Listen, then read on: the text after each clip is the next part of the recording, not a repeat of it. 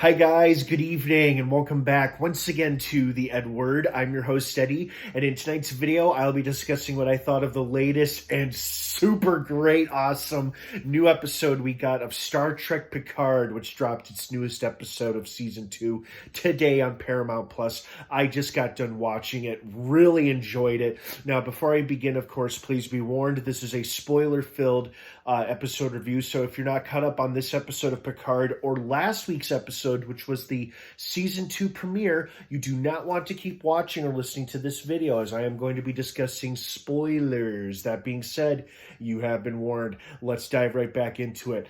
First and foremost, I love the fact that despite Q warping the future, because that's what he basically did. He changed the future. They're not in another universe. They're not in an alternate reality.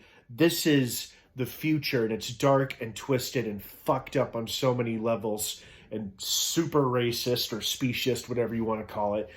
I love the fact that, like Picard, all the other characters who were aboard the Stargazer remembered the Stargazer seconds before the self-destruction, right before Q intervened and saved their lives, but thrust them into this scary new dark future. Because I was afraid at first that, oh God, is this going to be an episode where Picard goes from character to character to try to convince them that they're not who they think they are or believe to be? But then I was like, oh, good, no, that's not the case at all. They all remember each other. They all remember what happened seconds before they all woke up in this terrifying new reality. So good.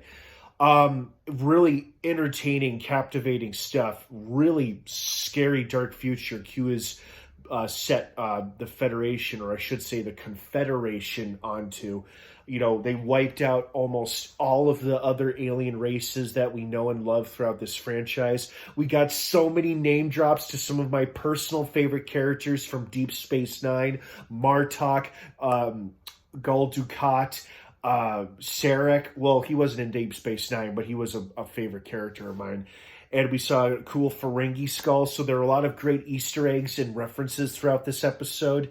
And it did a pretty good job showing us what's at stake for Earth or for the Federation, just the fact that it won't exist because there's nothing but this authoritarian other version of Earth, which is super racist or speciest, at least, because they seemingly have they even have a day called Eradication Day, and they have seemingly exterminated all the other alien races they've come into contact with, whether they were allies or enemies. All of them are dead or almost wiped out.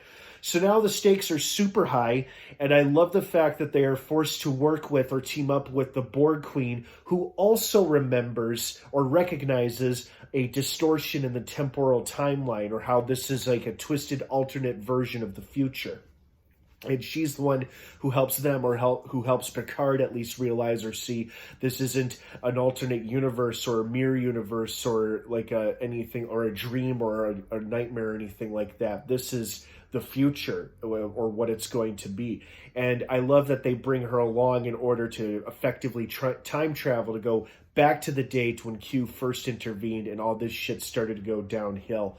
I suspect that Q is once again not necessarily testing Picard, but he's testing humanity. He's just made Picard the unfortunate recipient of said test, like he did so many times throughout Next Generation.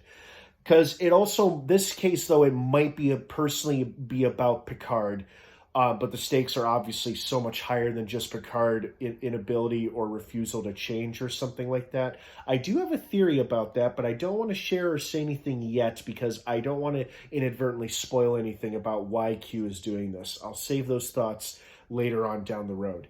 And then Picard did seem to notice something about Q, like he was a little off or physically ill, which I didn't think was possible for a being of his skills and abilities. But maybe because Picard knows him so well, he could tell that something was slightly off about him, perhaps. I don't know, but it was worth noting. So, very good episode. Stakes are really high. I love seeing all of our characters really play up to their nasty future counterparts as best they could while they were putting on a show. I was not expecting the cliffhanger ending. I really thought they were going to get away and they were just going to basically go back to the past and try to fix everything. But I was not expecting poor Elnor to get shot, although it looks like a shoulder shot, so hopefully he'll be okay. And now, of course, Seven's apparent first husband leading the charge against him, so we'll see what happens. But this season, so far, is off to an excellent start. Super engaging, very exciting, really captivating stuff. And I enjoyed season 1 very much, but boy, it's like they turned a whole new page in the playbook, and they're making it all twice as good as season 1. So yay, and that just means more good stuff for us, the audience. So I hope you guys are enjoying Picard as much as I do. What did you think of this episode? Why do you think Q is doing this? Is he testing Picard or testing humanity? Let me know what you think down below in the comments section. Have an awesome rest of your night. Star Trek Picard drops new episodes every Thursday on Paramount Plus. Have an awesome rest of your night, everyone. Thanks for watching. And of course, until next time, may the force of habit live long and prosper.